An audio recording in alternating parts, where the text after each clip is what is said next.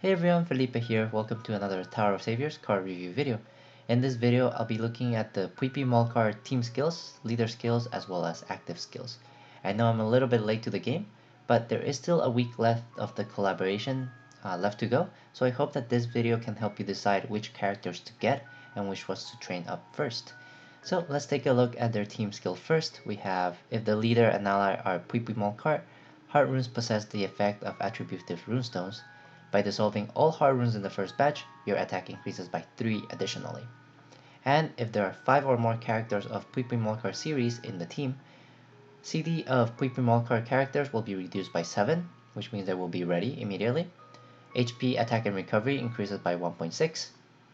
Turn runestones touch while moving into enchanted runes, which is going to be really beneficial. Can get rid of mask runes, weather runes, muck runes, and also so you can get rid of a lot of debuffs like max trail, weather runes, or no, weaken runes, and muck runes. By dissolving heart runes at the end of the round, turn 2 leftmost and 2 rightmost runestones in the bottom row into heart runes, so you can get more attacking runes as well as getting more heart runes, so you don't run out of heart runes to activate your ×3 beast attack. So overall, I think this team skill is very balanced and very well designed, and it revolves around using heart runes to attack. And because you can generate your own heart runes if you run 5 or more PUI PUI MOLCAR characters, that means that you will be able to benefit from this ×3 attack pretty consistently in the game.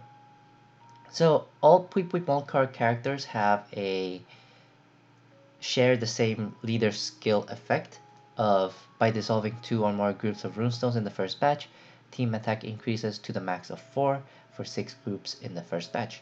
So in order to get the most out of all the leader skills, you have to do at least 6 combos in the first batch in order to get your max multiplier.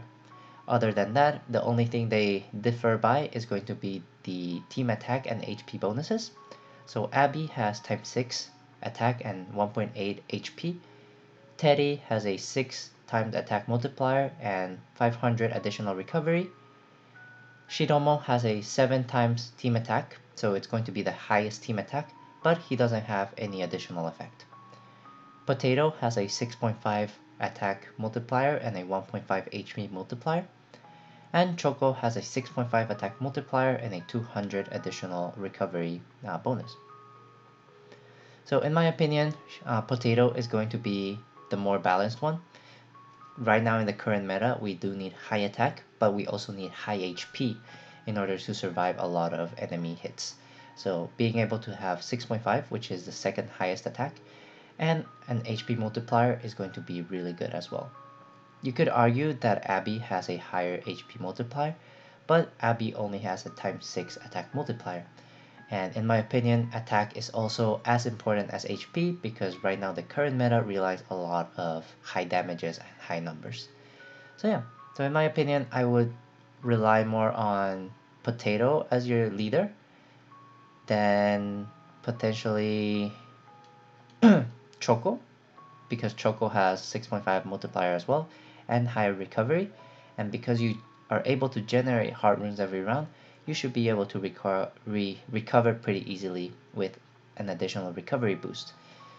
Shiromo does have the highest attack, so you could in theory run Shiromo and Potato, so as leader and ally, but running dual Potato seems to be the best option to me, since you get high attack as well as high HP to tank hits. So now let's take a look at the active skills. Abby will nullify burning skills and also launch 4 extra attacks: fire, earth, light, and dark, which means that you will be able to launch 5 different attributes just by Abby. This is going to be really nice against those enemies that require you to deal damage of 5 attributes before being able to be damaged. So if you put this on the second slot, you will be able to break those shields and allow the rest of your team members to hit all those damages. Additionally, if the leader is a PUI PUI MOLCAR character, the leader also gets 4 extra attacks. So it's going to be really nice, and this is going to be 100% extra attack, so it is a strict attack increase. So I think Abby is really good in order to burst enemies down with extra attacks. For Teddy, we have damage received minus 35%, explode all frozen, electrified, and petrified runes to generate enchanted beast heart runes. And if 3 or more runestones are exploded, the character's skill CD decreases by 4, which means that you can activate it again. However, it is very unlikely that you will have frozen, electrified, and petrified runes back to back.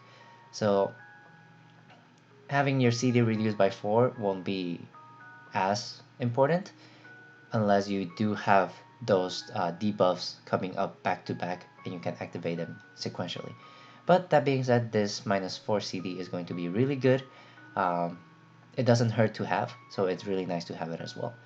But being able to explode frozen, electrified, and petrified runes is going to be really useful and really powerful because you are getting rid of 3 of the more annoying board debuffs and generating attacking runes. So Teddy is going to be a really nice addition to your team, and a bonus, you do get some damage reduction from his active skill.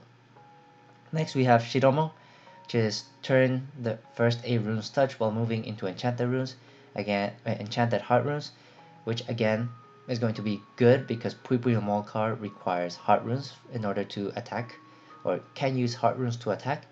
So you can use this to generate more attacking runes and kill your enemies easier. Additionally, you do place a controlling skill on the enemy, and basically this controlling skill will delay your enemies by 1 round, since they will attack themselves or each other whenever they attack.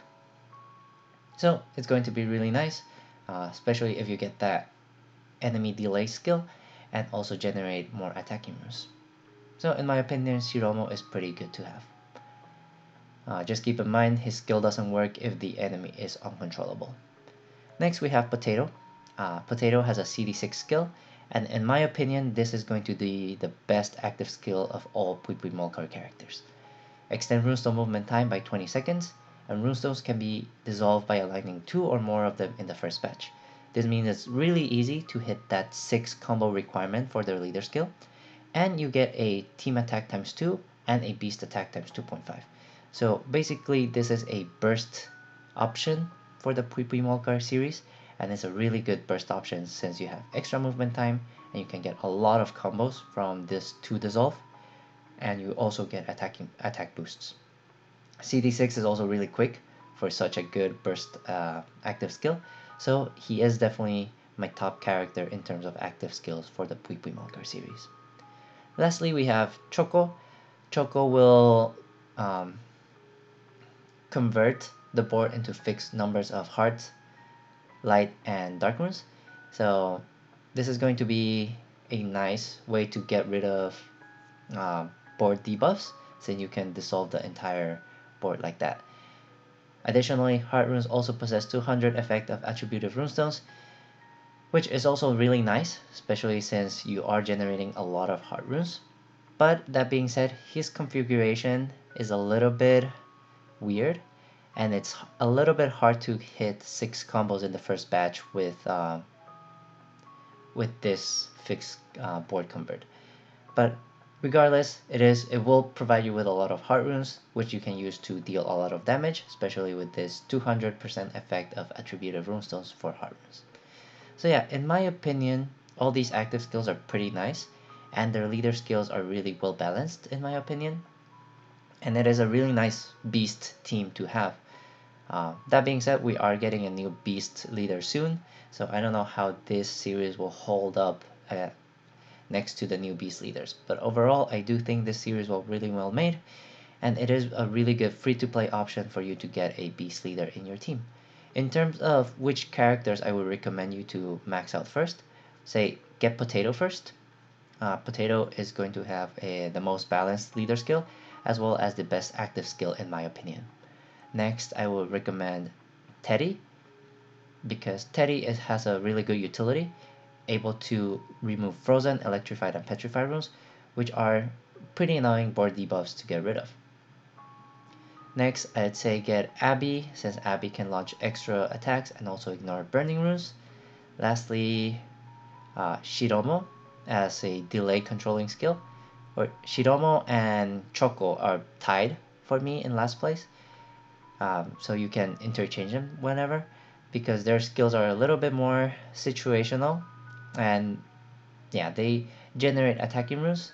I think Shiromo might be better because it delays enemy by 1 round, and Choco is just a regular conversion skill.